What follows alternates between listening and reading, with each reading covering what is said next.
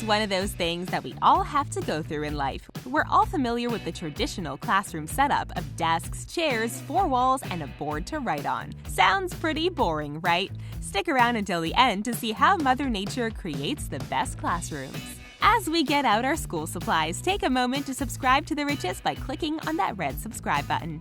Do you want to be a DIY expert? Check out our friends at Crafty Hackers. They have the best hacks, crafts, and everything DIY. Watch their videos for the best household tricks, DIY decor, and fun recipes. If you love making crafts with your friends or just trying new things, they have everything you're looking for. Be sure to subscribe so you don't miss out on any awesome hacks and crafts. Container classroom.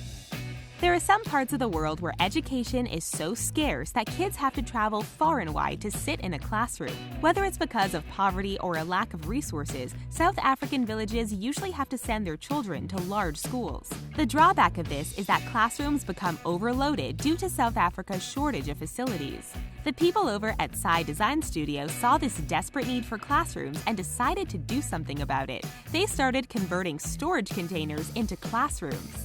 They created what some might call a learning haven for the children of the Dunoon Township outside of Cape Town. Psy Design Studio created a classroom that could fit about 20 5 to 6-year-olds. The classroom also has an outdoor playground. We all know that storage containers can get ridiculously hot during the hot weather season. To combat this, Psy created an expansive roof that shields children from the sunlight while still providing air circulation. Add in some windows for cross circulation and you have a space that's comfortable for learning. Plus, it's super cute too. Forest Kindergarten. Thanks to all the studies on child development, parents seem to be looking for the perfect school that will turn their children into Ivy League geniuses. One might think that a rigid classroom setting with tons of assignments is the way to go. But on the contrary, it seems that what small children need to do is just go out and play in the woods. Thankfully, there's a way to do this safely in a classroom setting. Inspired by European forest kindergartens, there are outdoor schools popping up all over the world. The idea behind forest kindergartens is to give children an open and flexible learning experience. This involves playing with sticks, getting covered in mud, and becoming one with nature. Because preschool and kinder-age children are still learning about self-awareness and structure, these forest kindergartens are exactly what they need. The children gain inner balance and stability, and they're apparently more ready to handle the stereotypical classroom once they're ready to start primary school. Bridge School. This unique bridge in China houses more than just a school. It brings an entire community together in the Xiaxi village. This small village is divided by a creek that runs through it. The bridge school sits over the creek and connects these two parts of the village together. It has won awards for its innovative design, which provides a much-needed learning space for the children of Xiaxi. There's also a pedestrian area underneath the school that locals can use to travel across the creek. The bridge has become a central social space for Xiaxi and has breathed new life into the area. Before the bridge came about, the area was declining and there was waning hope for a resurrection. The bridge houses 2 classrooms and a public library, which has provided the area with some much-needed culture. Maharishi School. Have you heard of Maharishi Mahesh Yogi? He created the concept of transcendental meditation. While the man had some controversies in his life, he gained such a massive following that his legacy continues to live on.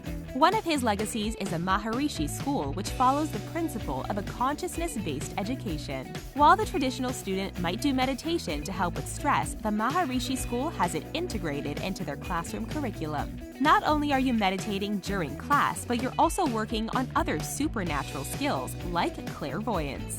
The school swears by the transcendental meditation and strongly supports the idea that the practice helps the academic life of their students. Where else around the world will you find a classroom that encourages you to meditate and try to fly? In this case, soaring above the clouds is definitely no metaphor for these lucky students. Train platforms.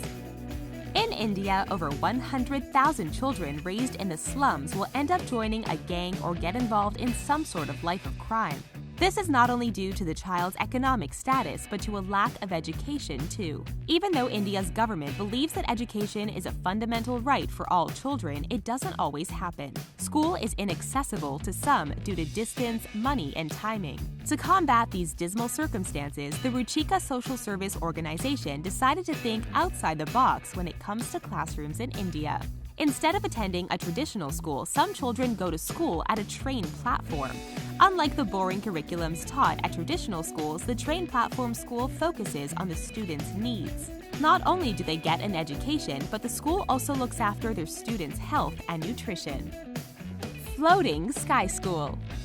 In the Sangklaburi village in Thailand, there is a school that aims to help alleviate poverty in the area. This area is plagued with orphans and immigrants, which overloads the villagers and leaves them unable to raise their children properly. A Japanese architect by the name of Kikuma Watanabe worked with the local children and asked them to draw their dream school. One of the children drew a flying ship, and that was used to design the Floating Sky School. The final result is a 2-story school that has a light steel structure and is built with bamboo. The roof of the school is made of grass so that the classroom has a light and breezy feel to it. On the ground, there are earth bag domes that are meant to be the launch pads of the ship. The second floor is supposed to be the ship in the sky. The domes can be used for meditation, prayer, study, or even as a simple classroom. Abo Elementary School.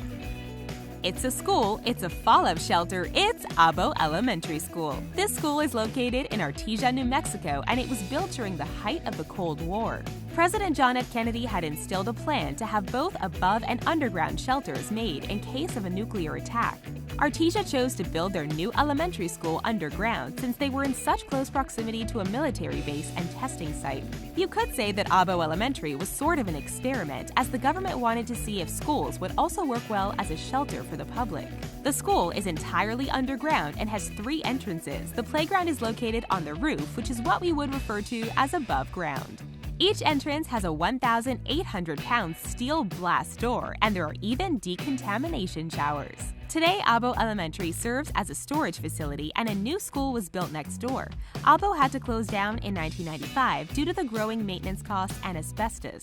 Plus, being an underground school means that there were no windows. The school has since been added to the National Register of Historic Places. School of the Future. Just 20 years ago, students were learning with chalkboards, textbooks, and cheap overhead projectors from decades before. The supplies were simple yet effective. Today's classrooms are more tech-heavy than ever before, but there's a school out there that has amped up their tech game. If you've ever dreamed of attending a school where the classrooms had the latest technology innovations, look no further than the Philadelphia School of the Future. There, you don't have to worry about using a pen and paper. There are fancy projectors, computers, touchpads, and a bunch of other high-tech equipment that give students the most enhanced learning experience possible. The school opened in 2006 and gained a partnership with Microsoft in 2012. Believe it or not, this school doesn't require textbooks. Instead, students are required to have a laptop. The idea behind the school is to prepare students for the future of technology. Whether they're leading the technology innovations or participating in the latest trends, the students are all trained in entrepreneurship. The Cave School. In China, there's a small village that is known as the Miao Village. This is one of the poorest areas in China, which means that there isn't a lot of resources for education. The area is often afflicted with water and food shortages, so the survival rate in the area isn't the greatest. Because of these desperate times and struggles, going to school is the last thing on the minds of the children living there. However, in 1984, the Miao people wanted to give their children much more. So they got creative and decided to use a cave as a space for a school. Called the Mid-Cave Primary School, the school was able to employ 8 teachers and hold 186 students. Sadly, the school has since been closed, but it wasn't due to any safety concerns. The Chinese government didn't like the fact that when the school became more well-known around the world, it made China look bad. The government thought that the school made the Chinese look like cavemen. Before closing, this school was known as one of the coolest classrooms in the world. Solar-powered floating school. Each year in Bangladesh, the rivers burst and overflow. This ends up preventing thousands of children from going to school. The rainy season usually lasts from July to October, in which the roads become impassable. Instead of wallowing in despair, a non-profit organization by the name of Shijulai Schwarnervar Shangsta worked tirelessly to find an alternative. That alternative was to create a floating school where classes would take place on a floating boat.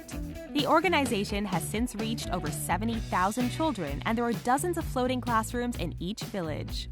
Shijulai won a grant in 2005, and the money was used to build more boats, create a central library, get computers, and even install solar panels. Ironically, Bangladesh experiences the hardest hits of climate change, and yet they have some of the most environmentally friendly classrooms in the world.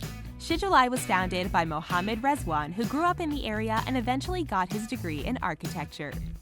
That's all for 10 schools that have cooler classrooms than you. Do you wish you were a student at any of these schools? Share your thoughts with us in the comments below. Thanks for watching, and class is dismissed.